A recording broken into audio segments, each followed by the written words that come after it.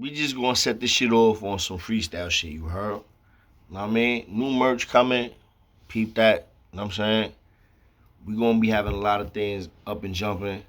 Salute to everybody that's in recovery. You know what I'm saying? I definitely understand what y'all going through. Continue to stay focused on that path, whatever path you choose that works for you. You know what I'm saying? That's what it's all about at the end of the day, regardless of what anybody says. Feel me? Now, man, y'all know that this right here, though, Lions and Men, we about the gritty shit. We about the grimy shit. We about the history in the past, which is basically the medieval times of the 90s. For those that was coming up in the penitentiary system in New York City, New York State, whatever state. But, you know, me being from the Bronx, obviously, is Rikers Island and all that. And we're going to do this the way we usually do this. Just keeping it a buck. No lies, you heard? You got to keep it a stack. Always. You cannot lie. There's no benefit in lying because whatever's in the dark, no matter how much of a cliche it may sound, does come into light. You feel me? Everything in the dark. So, last time we were speaking, we was coming up on when I went to C74 Rikers Island, 4 Main, aka House of Pain, which was a majority Latino king house. And I just finished, coming from where I was at, went through my bullshit over there, and now here I am. And when we get into this, when I get into the house, I noticed that it doesn't matter whether you was king, whether you was blood, whether you was Crip, 5% of Muslim, whatever, you was a real. The only thing that mattered was how you handle every single situation that immediately you have to address. Right then and there, when you put on the spot, somebody asks you a certain question, you get a wrong answer, they're looking at you funny. You fool. You feel me? Every little thing. That's why they say to prosper, you never sleep on the smallest things, because the smallest things can always cripple an entire entity, bro. Just because you lagging on spots where you shouldn't be lagging. So once I hit there and I hit the island, dudes they start trying to talk to me. They trying to test me. They trying to see how real I am. Am I a real nigga? Am I one of these bozo dudes? Am I a day room dummy? Know what I'm saying? Can we get some bread off of him? Does he have shorty? Does he have a girl? Know what I mean? Can we get some mules coming up in here? Who really is he? Know what I'm saying? So, and during this process, like I said, I'm a kid still. I'm a teenager. I'm 16, literally going into 17 while I was on the island. So this is how I'm growing up as a young adolescent. And we making adult decisions that'll lead to life, death, pain, incarceration, on top of incarceration, infirmary. Like, it's serious. So there's this dude there, right? That was with me when I got jumped in a house that I was in prior. And he held weight in that house in Fort Maine, and he was neutral. He was like what we call NFL in the East Coast. Like, he was neutral for life. Like, he was just a dude that just hold his own, rock with who he rock with, and that's what it was. So he was with me in the house that I had got ran out of. So he, vouched for me on the way I handled myself when that situation arose. You know what I'm saying? And the way I handled myself was the best I could do when I got like 10, 12 dudes coming at me, you feel me? Like, it wasn't much, but I wasn't just trying to fold like a beach chair, you feel me? So now I'm over here. He speaks up for me. And it's like basically like the dons in the house. The dons of the house sit back. They're like, hey, yo, Gotti. So, what you think about this guy? Chulo that just got here from the Bronx. You know what I'm saying? You ever heard of him? You was with him somewhere? And then Gotti's like, yeah. Like, yeah, I remember Chulo. And he pulled up.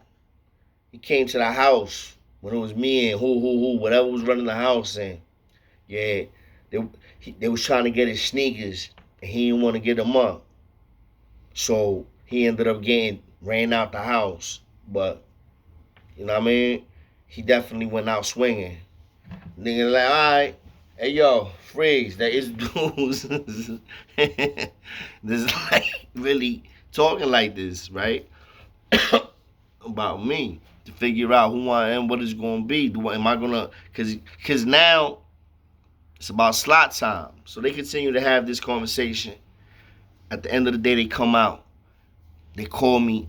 They're like, yo, listen, I'm calling me into the cell. So I'm like, all right, call me to the cell. I'm ready for whatever. I'm already been through. I see how it is already. Feel me? They call me into the cell, and I'm like, they like talking to me, and they're like, yo, listen, at the end of the day, there's an available slot time. They told me whatever, I forget what the fuck it was. There was a slot, and it was basically like 2 hours. So they basically offered me 2 hours on the phone without me having to put any work in, having to fight, do anything. I automatically had 2 hours on the phone, and it was during the afternoon time. You know what I'm saying? They was like, yo, that's available right now. If you want it, that's the most we can do, whatever, boom, boom, boom. So I'm like, all right, yeah, I'll take that. You know what I mean? Say less. So it was comfortable in the beginning, right? Then this dude called June comes through. He's a twin. And I don't mean, when I mean the twin, I don't mean he was a king when he was affiliated. He was literally a twin. He had a twin brother. And he comes through, and coincidentally, these two twin brothers, I end up sticking up back in my block. And I robbed him for some bullshit, like petty stuff. I did. It was something petty that I did. And I took something that I shouldn't have took from him. And now he's in the same building where I'm at, and dudes know he ends up speaking to a bro. Now I ain't gonna mention because I don't want to put no dirt on his name. A bro that was there that held weight too. You know what I'm saying, that was running the house. That I had robbed him, and he told him the whole story and all that shit. So when I come back from from a visit, I end up coming back. I don't even know this dude is here. I come back, boom, they're like, yo, I see this nigga in the day room. I'm like, oh shit, this nigga John. I'm like, yo, what up? I end up dapping him up. Yo, that's crazy. He's like, yo, you seen Free? I'm like, yeah, I know Free's here. Boom, I'm talking about whatever's going on in the crib. And in the back of my mind, I'm like, yo, literally, like last month, I robbed him and his brother. You feel me? Dolo, by myself, you heard? And now, here we are. He's in the crib, and we having a conversation like nothing ever happened. But we both know that happened. So the conversation ends on some peaceful shit, boom. And I end up going to my cell phone, eating whatever it was that I was doing after that. But what happens, whether it was a day or two that went by, maybe the very next day, the tension is thick now. You know what I'm saying? So, cause I feel the energies is buggy. He's chilling with Freeze and these other dudes that I don't really fuck with like that. You know what I mean? And one day they call me into the cell, and it's him and it's like 5 dudes in the cell, right? Freeze, which is a bro, another bro called Mo, he's in there. Some other dude named, I don't know what's up with him, but I'll say his name because he ain't do nothing grimy to me, nothing. But the nigga T, he was from Brooklyn. He had fronts, tops, and bottoms, short, stocky dude. Then you had Green Eyes, and then you had the twin nigga June and me, and they all in there puffing. That shit right there was an immediate red flag. Cause I already done seen how it is. That's how they line you up. When they just call you when you're the last nigga to come into the cipher. when you the last one to come into the cipher and dudes already done been in there puffing, chiefing, and then you the one that come in at the end, 9 times out of 10, shit about to happen is gonna be again on you heard? And that's exactly what it was. But I already was on top of it. I peeped it.